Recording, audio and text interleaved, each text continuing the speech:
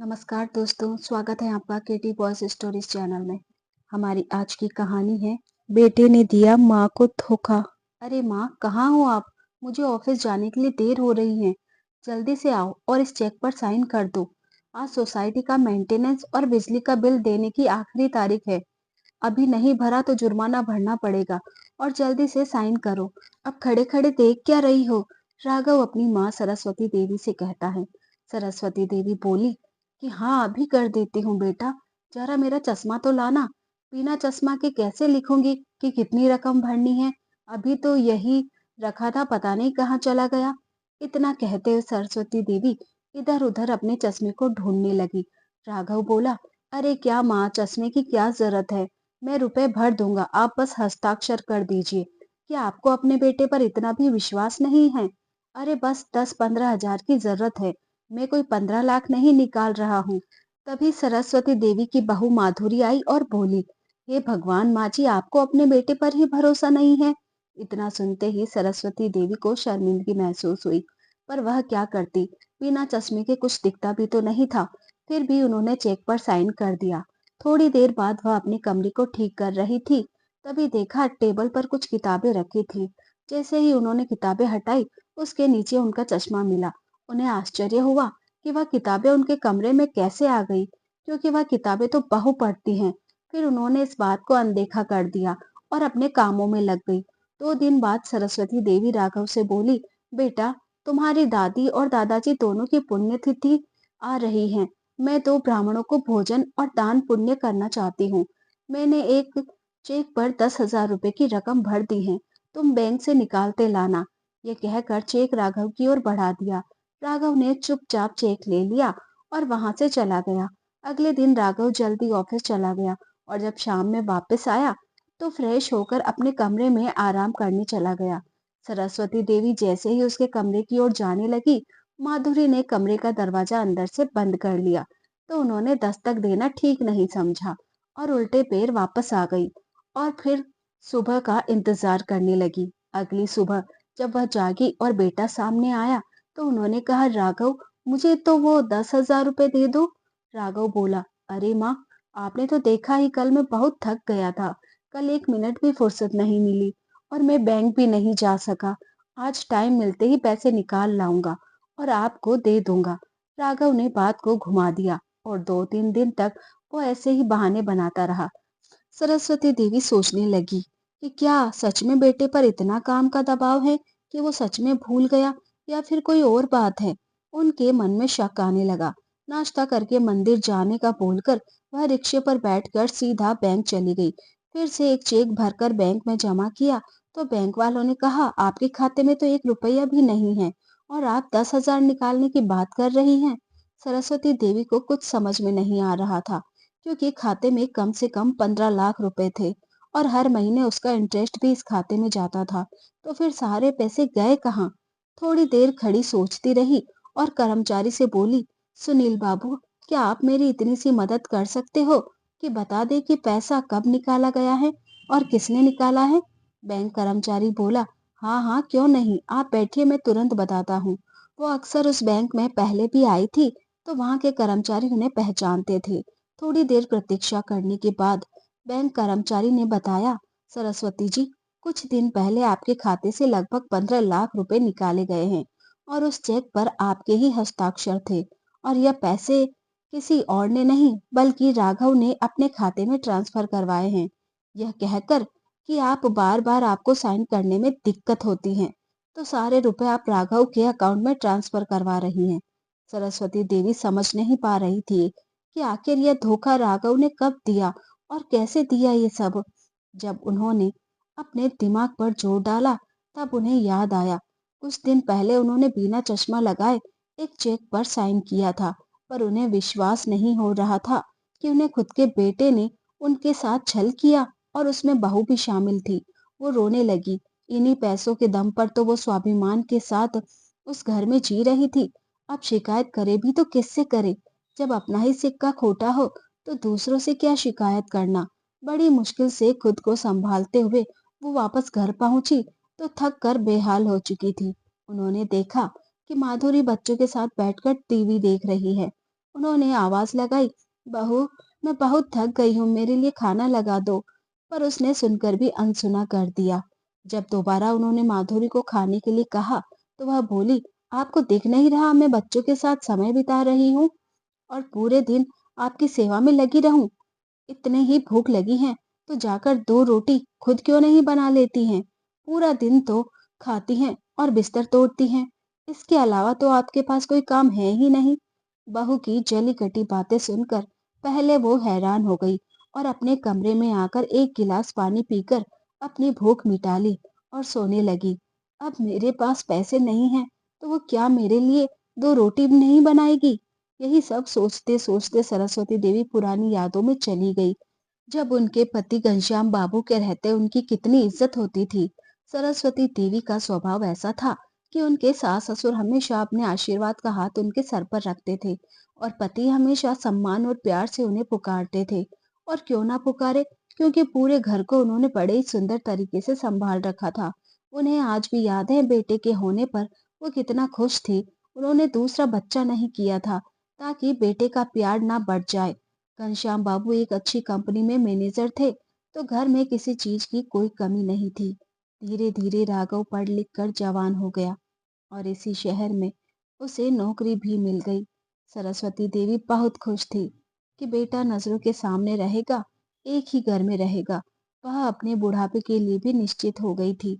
अब नौकरी के बाद माँ को बेटे के विवाह की चिंता होने लगी और वो इधर उधर लड़की ढूंढने लगी। पर उनका यह सपना सपना ही रह गया। जब राघव ने बताया कि वह माधुरी को पसंद करता है, बेटे की पसंद पर माता पिता ने हामी भर दी और धूमधाम से दोनों की शादी हुई। माधुरी बहुत ही घमंडी और महत्वाकांक्षी लड़की थी। वो हमेशा ब्रांडेड कपड़े पहनती, अपनी सहेलियों के साथ पार्टी करती थी ताकि सबके बीच उसकी अलग छवि बने। माधुरी को घर गृहस्थी से कोई मतलब नहीं रहता था, लेकिन माता पिता भी यह सोचकर खुश रहते थे कि चलो जब बेटा बहुत खुश है तो हम क्यों हस्तक्षेप करें। समय बीता, माधुरी के 2 बच्चे हुए, पर उसके शौक कम न हुए। आए दिन कभी फिल्म देखना तो कभी शॉपिंग करना, कभी सहेलियों के साथ किटी पार्टी करना। पर बच्चों पर कोई ध्यान नहीं देती, क्योंकि बच्चों को तो सरस्वती देवी संभाल रही थी। और इन सब बातों से राघव को कोई फर्क नहीं पड़ता था। वह बस पत्नी को खुश देखना चाहता था। माधुरी हमेशा खुद पर खर्च करती थी, कभी सास ससुर के लिए एक रुमाल तक नहीं लाती थी। और इन सब बातों से राघव को कोई फर्क नहीं पड़ता था। वह बस पत्नी को खुश देखना चाहता था। और वहीं सरस्वती देवी अगर कुछ खरीदती तो माधुरी का जरूर सोचती। बेटे बहू के बदलते हुए व्यवहार को देखकर घनश्याम बाबू सचेत हो गए और अपने रिटायरमेंट का पैसा उन्होंने अपनी पत्नी के नाम से जमा करवा दिया। क्योंकि घनश्याम बाबू किसी प्राइवेट कंपनी में काम करते थे, तो उसमें पेंशन का तो प्रावधान था नहीं। अपनी पत्नी के भविष्य को और बुढ़ापे को सोचकर उन्होंने सारा पैसा उनके खाते में जमा कर दिया। ना जाने घनश्याम बाबू ने ऐसा क्यों किया था। लगता है ईश्वर ने उन्हें संकेत दिया हो। कुछ दिनों बाद ही जब वह बाजार से लौट रहे थे तो उनका एक्सीडेंट हो गया और उनकी मृत्यु हो गई। उनकी मृत्यु से सरस्वती देवी बिल्कुल हिल गई थी, परंतु बच्चों को देखकर उन्होंने खुद को संभाल लिया। बेटा नौकरी कर रहा था, उसे पैसे की कोई कमी नहीं थी, परंतु किसी न किसी बहाने वो हर महीने अपनी माँ से 10-15 हजार निकलवा ही लेता था और कहता, मैं आपकी दवाई ला दूंगा और आप चिंता मत कीजिए, ये सारे पैसे मैं आपको लौटा दूंगा, जो कि वो कभी नहीं लौटाता था। ऐसा नहीं था कि सरस्वती देवी इस बात को समझती नहीं थी, परंतु घर में शांति बनी रहे इसलिए वह मुंह पर ताला लगाए रहती थी, क्योंकि वह जानती थी वह यह सब अकेला नहीं कर सकता। उसे उसकी पत्नी का साथ मिलता था, तभी वह ऐसी प्लानिंग करता था। पर इस बार तो बेटे ने हद ही कर दी थी और माँ को बिना बताए सारे पैसे उनके खाते से निकाल लिए। सरस्वती देवी बेटे के आने का इंतजार करने लगी। जब शाम को राघव ऑफिस से आया तो सरस्वती देवी बोली, राघव तुझे शर्म नहीं आई? अपनी माँ के पैसे कोई चुराता है? अरे एक बार कह देता बेटा, मैं तो बिना बोले ही हस्ताक्षर कर देती। फिर तुम्हें अपनी माँ के पैसे को चुराने की क्या जरूरत पड़ गई? राघव हकलाते हुए बोला, अरे माँ ये क्या कह रही हैं आप? मैं भला आपके पैसे क्यों चुराऊंगा? मैं खुद आज बैंक होकर आई हूँ। तुम्हारे पापा की जान पहचान के सुनील बाबू ने सब बता दिया है। अभी उनकी बात पूरी भी नहीं हुई थी कि बीच में माधुरी बोली, आपने खुद ही हस्ताक्षर किए थे, फिर आप मेरे पति को चोर कैसे कह सकती हैं? जरा सोच समझ कर बोलिए। सरस्वती देवी बोली, मैं तुमसे नहीं अपने बेटे से बात कर रही हूँ। तुम बीच में हस्तक्षेप मत करो। मुझे क्या पता था कि मेरा बेटा अपनी माँ की मजबूरी का फायदा उठाएगा। जरूर तुमने ही मेरा चश्मा उस दिन वहां से हटाया था। मैंने 10-15 हजार के लिए साइन किया और तुमने उसे धोखे से 15 लाख बना दिया। माधुरी बोली, आप तो हद करती हैं। अरे क्या हुआ अगर निकाल भी लिए तो? पैसा एक अकाउंट से दूसरे अकाउंट में ही तो गया है। अब पैसा माँ के पास हो या बेटे के पास क्या फर्क पड़ता है? आखिर रहती और खाती तो आप हमारे ही साथ है।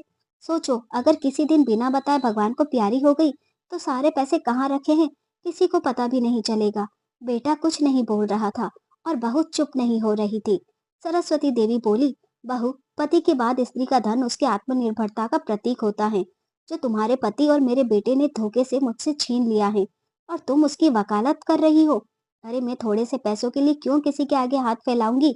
मैं ऐसा कभी नहीं होने दूंगी। तुम्हें मेरे पैसे वापस करने ही पड़ेंगे।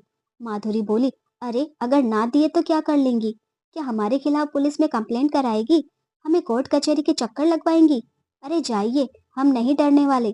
सरस्वती देवी बोली, काश कि मैं ऐसा कर पाती, पर मैं तुम लोगों की तरह इतना नीचे नहीं गिर सकती, क्योंकि मैं एक माँ हूँ।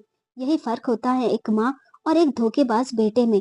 पर इतना याद रखना कि बिगड़ी औलाद को ठीक करना एक माँ को भली भांति आता है। इतना कहकर सरस्वती देवी अपने कमरे में चली गई और कमरे का दरवाजा अंदर से बंद कर लिया। कमरे में बैठे बैठे सरस्वती देवी सोच रही थी कि आखिर बेटे बहू को कैसे सही रास्ते पर लाया जाए। अचानक उनके दिमाग में कुछ आया और वह घनश्याम बाबू के पुराने कागजों में घर के कागजात ढूंढने लगी और फिर प्रॉपर्टी डीलर का नंबर निकाला और उसे अपने घर को बेचने के लिए फोन कर दिया और चुपचाप सप्ताह भर वह हर किसी से कटी कटी रहने लगी। बेटे बहू को लगा कि माँ शायद मान गई, लेकिन लगभग 8 दिन बाद दरवाजे पर घंटी बजी। प्रॉपर्टी डीलर के साथ एक पति पत्नी अपने 2 बच्चों के साथ घर देखने आए। उन्हें देखकर राघव बोला, यह लोग कौन हैं? सरस्वती देवी बोली, यह हमारे घर को खरीदने आए हैं और अच्छे दामों पर लेंगे। राघव चिल्लाकर बोला, पर मुझे घर नहीं बेचना, चाहिए आप लोग यहाँ से। सरस्वती देवी बोली, बेटा शायद तुम भूल रहे हो, यह घर मेरा है, तुम्हारा नहीं। और मैं इस घर को बेचने का फैसला कर चुकी हूँ, क्योंकि मुझे पैसों की जरूरत है। अब मेरे खाते में तो 1 रुपया भी नहीं है, तो मैं अपना खर्च कैसे चलाऊंगी? ऐसा करो कि तुम अपनी पत्नी और बच्चों को लेकर किसी किराए के मकान को देख लो, और इस घर के तो मुझे 90 लाख रुपए या करोड़ तक मिल ही जाएंगे। उससे तो मेरा बुढ़ापा आराम से कट जाएगा। मैंने तुम्हारे फूफा जी को हरिद्वार में 2 रूम का घर देखने के लिए कह दिया है। आराम से वहां रहूंगी और भगवान का नाम लूंगी। मेरा बुढ़ापा आराम से कट जाएगा। प्रॉपर्टी डीलर के साथ आए वो लोग घर देख रहे थे और खुश हो रहे थे। तभी माधुरी वहां आई और राघव के कान में बोली, बाहर जाकर 2 रूम का किराए का घर भी अगर लेंगे तो 10-15 हजार से कम का नहीं मिलेगा। ऊपर से सोसाइटी का मेंटेनेंस, बिजली का बिल और बच्चे की पढ़ाई कैसे होगी ये सब? दोनों एक दूसरे का मुंह देखने लगे। सरस्वती देवी ने मेहमानों से कहा, आप आराम से देखिए ये घर, हम पैसों की बात कल कर लेंगे। सरस्वती देवी को बात को सुनकर बेटे बहू के पैरों के नीचे से जमीन खिसक गई। उन लोगों के जाते ही वो दोनों माँ के पैरों को पकड़कर अपने किए पर माफी मांगने लगी। सरस्वती देवी ने कहा, बहू, मैंने क्या कहा था? बिगड़ी औलाद को सही रास्ते पर लाना एक माँ भली भांति जानती है। यह सब नाटक मैंने तुम लोगों के लिए ही किया था। पर याद रखो, मेरे जीते जी यह घर तुम लोग मुझसे छीन नहीं सकते हो। पहले तो मेरे सारे पैसे मेरे खाते में जमा करवाओ।